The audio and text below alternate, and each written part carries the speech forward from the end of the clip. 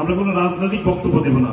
আমরা আমাদের মায়ের জন্য, আমাদের মমতাময়ী মাই, যিনি দক্ষিণ আফ্রিকার গণতন্ত্র প্রহরী, আওয়ামী দুঃশাসন বিরোধী আন্দোলনের আপোষহীন দেশনেত্রী, বাংলাদেশের 18 কোটি জনগণের আশাকাঙ্ক্ষার মূর্ত প্রতীক, আমাদের সকল চেতনার কেন্দ্রবিন্দু দেশটি বেগম খালেদা জিয়ার জন্য শুধুমাত্র দোয়া করব।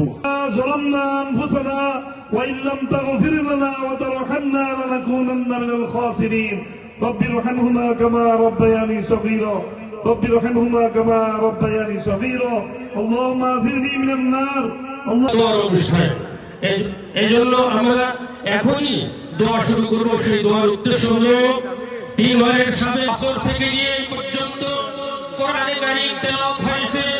হযরত উলামায়ে কেরাম কোরআনে কারীম তেলাওয়াত করেছেন, দরুদ শরীফের আমল হয়েছে। আল্লাহ হযরত উলামায়ে কেরাম এবং নিষ্পাপ মাসুম বাচ্চা যারা কোরআনে কারীম হিফজ করেছেন, হিফজ শেষ করেছেন অথবা হযরত উলামায়ে কেরামকে তিনি সম্মান করেছেন। আল্লাহ উলামায়ে কেরামকে তিনি সম্মান করেছেন।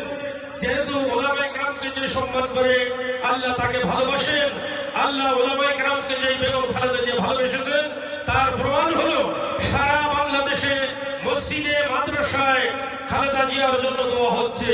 এটাই হলো প্রমাণ যে বেগম খালেদা জিয়া এদেশের উলামায়ে কেরামকে ভালোবেসেছেন। আমলের বিনিময়ে মাওলা বেগম খালেদা জিয়াকে পরিপূর্ণ সুস্থ করে দেন। আল্লাহ এই দোয়ার মাহফিল উদ্যোক্তা এবং সহযোগিতা যারা করেছেন তার মধ্যে মীর নওয়াজ আলী নওয়াজ, যাদের নাম এর আগে উচ্চারণ হয়েছে, আলহাজ মোশাররফের খবর, ইসহাক সরকার এবং হাজী মনিরুল হোসেন সহ যারা এই মিলাদ মাহফিল পরিচালনা করছে, আল্লাহ তারাও দিল থেকে স্থল থেকে রন্ধন করেছে, চোখের পানি ফেলেছে। আল্লাহ আপনি তো বলেছেন ইমানদারের চোখের পানি আমি কবুল করি।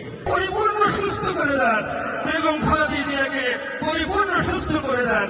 এবং যারা নেতৃত্ব দিচ্ছেন, বিশেষ করে এই 7 আসনে যারা নেতৃত্ব দিচ্ছেন, মীর নওয়াজ আলী নওয়াজ, আলহাজ মোশাররফ হোসেন খবর সাহেব, ইসহাক সরকার, হাজী মনির ভাই সহ আল্লাহ যারা নেতৃত্ব দিচ্ছেন এই এলাকার, আল্লাহ তাদেরকে আপনি সুস্থ করে দিয়ে